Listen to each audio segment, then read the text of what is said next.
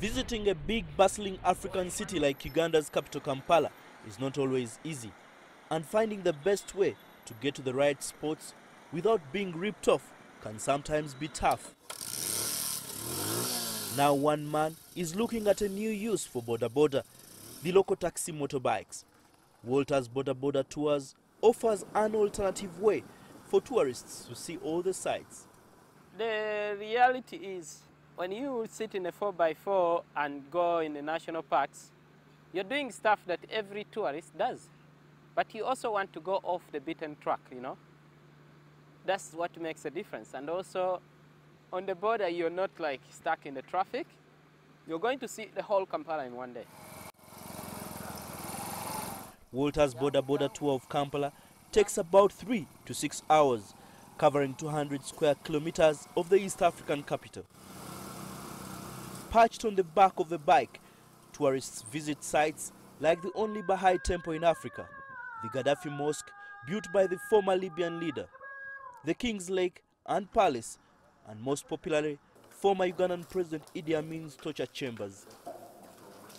The tour is already getting rave reviews, with Kenya Airways magazine listing it as one of the top 100 unforgettable experiences in the world.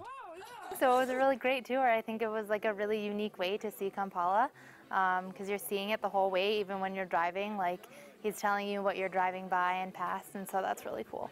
It was definitely a good value for my money. If not, I think I got even more than what I paid for. So currently, Walter's cyclists handle between 3 to over 10 clients on a daily, each paying around 30 to 40 US dollars. For those working as one of his tour guides, the work is far more lucrative. When you go and work, you are sure you are going to get some money, which you are not expecting when you are doing a normal border business. Because here you can get like about 50,000, 60,000 per day. The attraction of a higher income means many Boda drivers want to become a guide. While tens of thousands of Boda drivers struggle to make their daily living, Walter found a creative way to attract new business, a venture he has grown from just one motorcycle to employing more than 20 tour cyclists.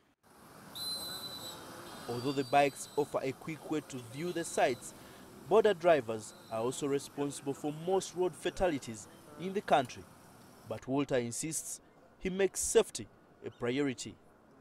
At first, I was a border driver in Kampala, but I was considered to be the safest border driver at that time when I used to carry 2 helmets, and I was driving slowly, below 40 kilometers like we still do right now.